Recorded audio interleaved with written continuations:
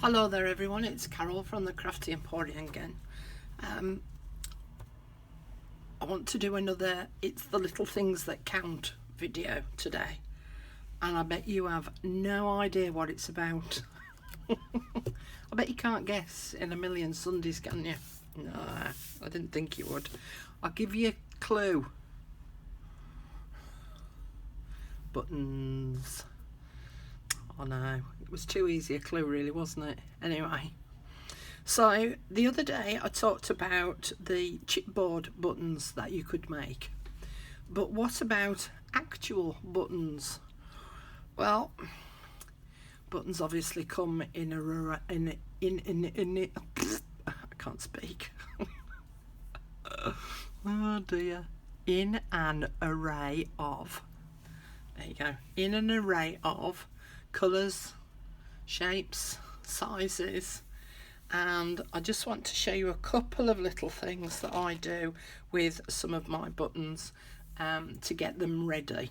Right, the first thing that I do is I sew them, because I think that buttons look great when they look as though they've been stitched onto a journal cover, a journaling card, a tag, and so I do a bit of faux stitching, so then I can just stick the button to the actual item and it looks as though I've actually stitched it to the actual project. Now you can do that, you can stitch it to your tags through the card or through the paper, but you will find that the paper especially won't support the weight and it could rip and tear easily. So that's why I do faux buttons instead, faux stitched buttons I should say. So I do the sort that, oh I'm showing you off here, no good having my hand over there, is it? There we go. So I do this sort, which is just a simple knotted one, or you can do this sort which has got a bow on it. All right, it's entirely up to you. So those are just the 2-hole buttons. Now with a 4-hole button I'll do the crisscross stitch, but I'll finish it off on the back so that you can't see that I've actually just done some faux stitching on the button. The other sorts of buttons I like to use are little pearl buttons like these, because A, they're shiny, and B, they're pretty, and C, they're just a nice size. So I try not to use too wide a button like these, unless of course I'm using them for some sort of a closure maybe. All right, but I do have an idea of what you can do with the slightly larger ones.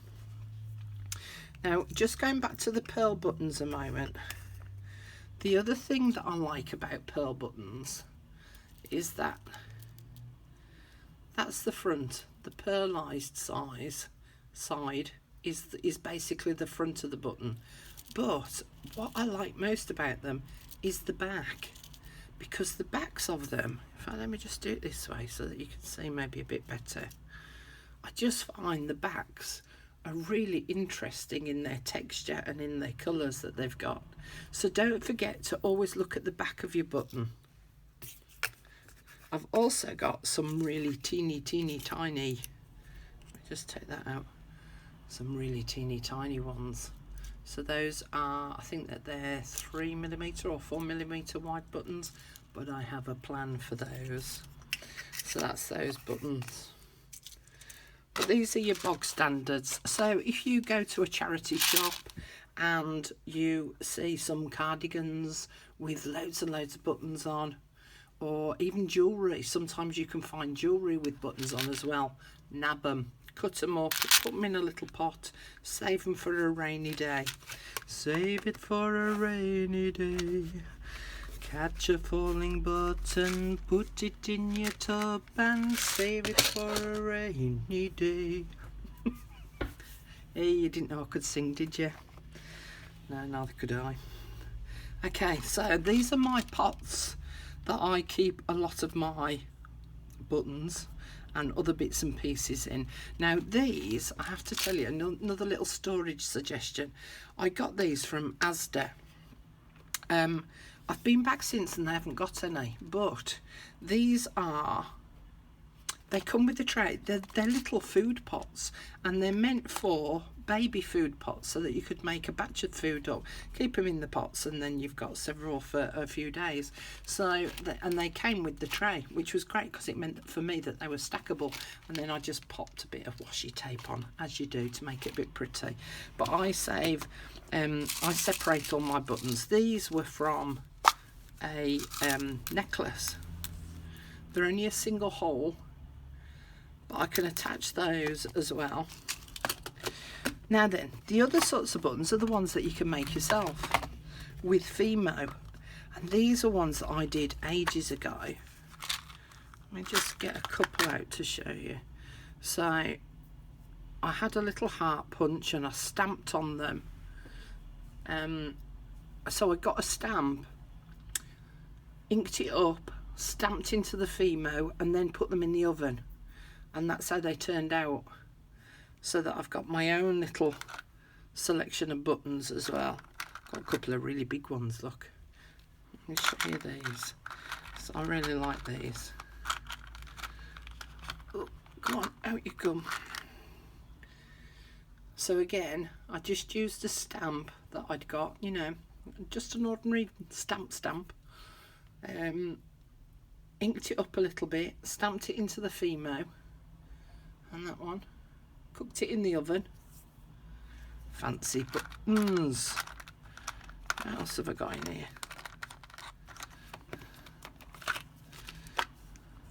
These are my fancy ones. I sprinkled some glitter on. There were some that didn't work. There were some that turned out really rubbish. But yeah, it was great fun doing these. I might do a tutorial on those one day. But yeah, they were really quite fun to do. Anyway, enough of that. So let's do a quickie. So I'm going to take some basic buttons, just a 2-hole button for now. Alright, and I've just got some ordinary thread. Now you could use, and I've got to be careful how I handle this, I'm allergic to this stuff.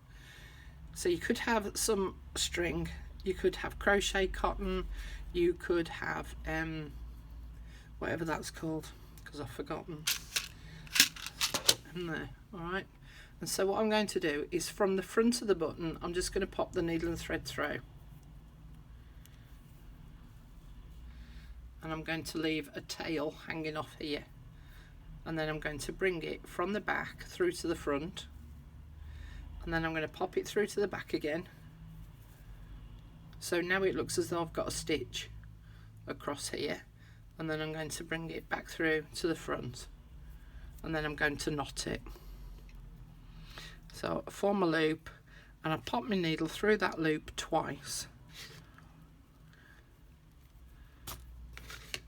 And then I pull it in tight, snip it off, leaving a bit of a tail, and I've got a button ready to go. With the 4 holes, what I do with this one is I bring it through from the back through to the front, hold on to the tail, and then go across diagonally. Bring it back through to the front again through the same hole and down diagonally. So that's 2 stitches going across diagonally. Hope you can see that. The sun's just decided to come out. And then from that corner to that corner, so I'm then doing the opposite corner. 1, 2 of those. And now it looks as though I've got some stitching there, and then I'm going to turn it over to the back and just knot it off, and again form a loop and pop the needle through the loop twice, and this time I need to cut it so that there's a short tail, but I'm going to leave them a little bit longer and then snip it off when I'm ready to utilize it. Because if that knot starts to come a little bit loose in the meantime, at least I've got some thread to pull it tighter and then I can snip it off, put some glue on, stick it on my project, and that will hold in place. Right, so that's my faux stitched buttons, which, as I say, I like to have a few ready and made up so that they're handy and ready to go. Now then, with the larger buttons, I have a slightly different technique that you can use. So you know how we have sometimes just bits of our paper napkins left over, and we're a bit like, I'm a bit loath to throw that away really, but it seems silly to hold on to such a little piece. So what I'm going to do is, with this button here, that would be the right way around. I'm actually going to flip it over because it's got a flat back on it. Right, I'm then going to just roughly cut out this flower,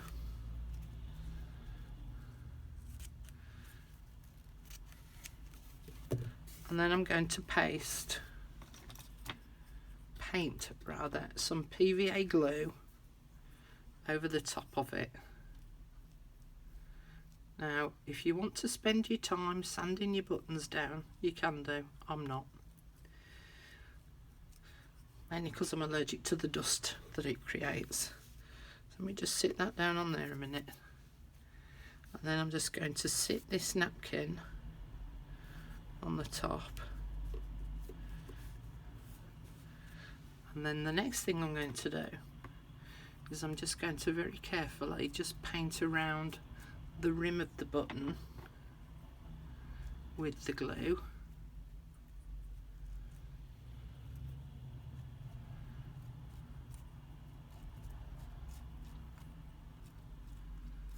There we go.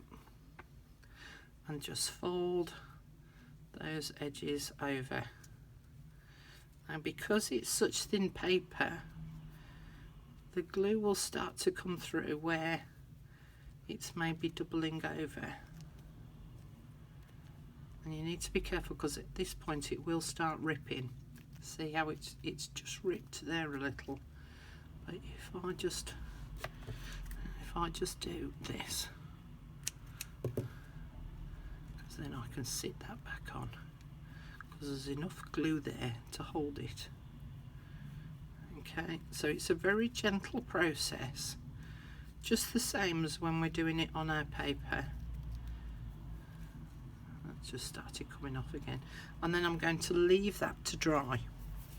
Alright, once that has dried, I can then flip it over and I can put some glue on the back and just bring some of this napkin onto the back, or I can trim off the excess and just with a nail file, I can just very carefully file it to get rid of some of the excess, but I would wait for that to dry completely.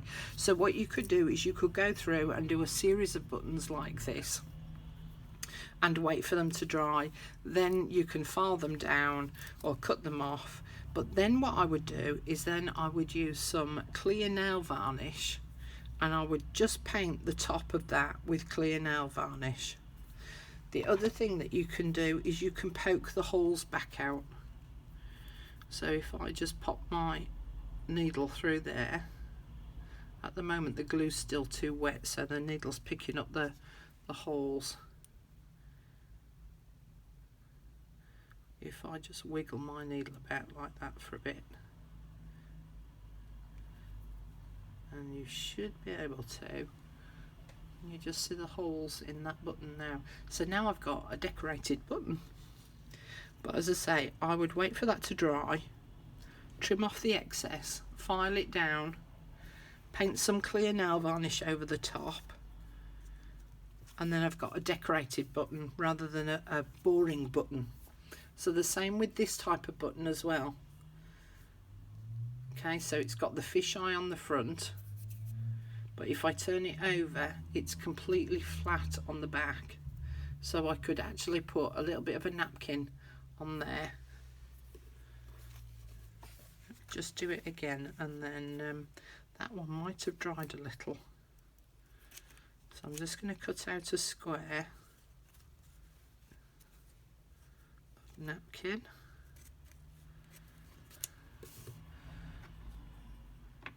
paint some PVA glue on, and that can be Mod Podge or whatever PVA glue you've got.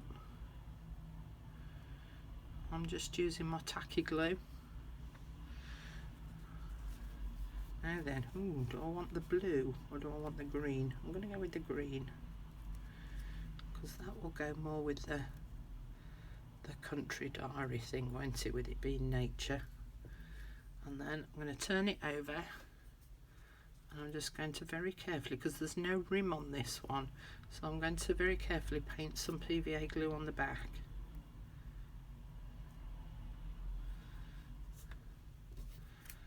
Just going to trim off some of this excess.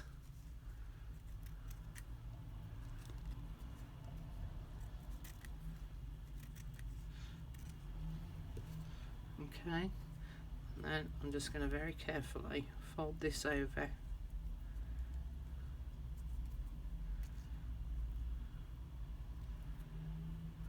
So now the paper's sitting on the back. And as I say, it doesn't matter if it's all ruckled up on the back, because that's going to be the back of it.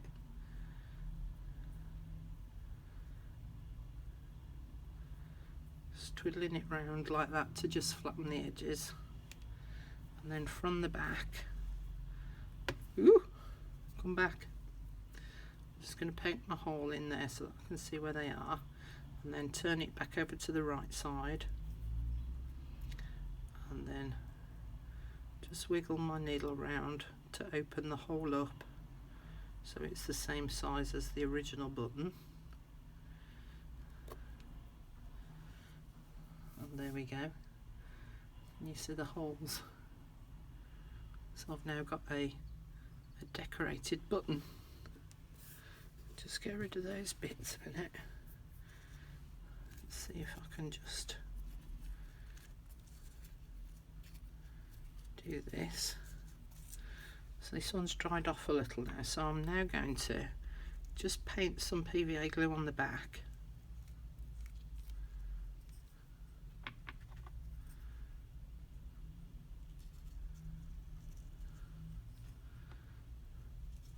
Fold that napkin over to the back, and as I say, it doesn't matter if it all overlaps.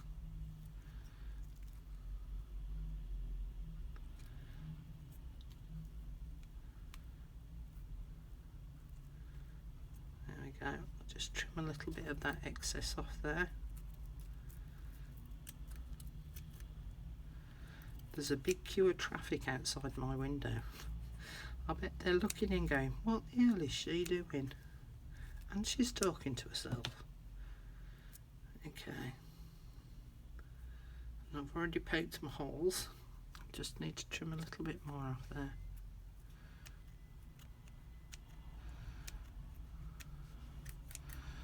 A bit of a haircut. There we go. And so I've now got that button there. So these are just a few buttons that I would prepare ahead of time. So just to reiterate again, I like the pearlised buttons because they're a nice size. I also like to look at the back of pearlised buttons because I think the texture and the colour can be really quite impressive to look at. For 4 hole buttons, I would actually do a crisscross and finish the thread off on the back so that it looks as though then you've automatically stitched it to the paper. I would consider doing just stitching that you then knot the thread together and just have some loose ties just hanging, or you can do an actual bow. That's another one there. I would see about covering some in napkins, and I would see about doing some Fimo button ones, but as I say, I might do a separate workshop on that one. Tutorial on that one to show you how I went about making them, and then obviously these I would then varnish once they're dried, just to help to protect them a little bit more. But these are just a few things that I would have at the ready Okay, so have a little bit of a play, have a little bit of fun. You could even paint them actually with a coloured nail varnish, couldn't you? Make them a totally different colour altogether. Have a go, see how that goes, see what else you can come up with. Okay, that's it for today. Thank you very much for popping by and watching, and I'll see you again soon. Bye for now.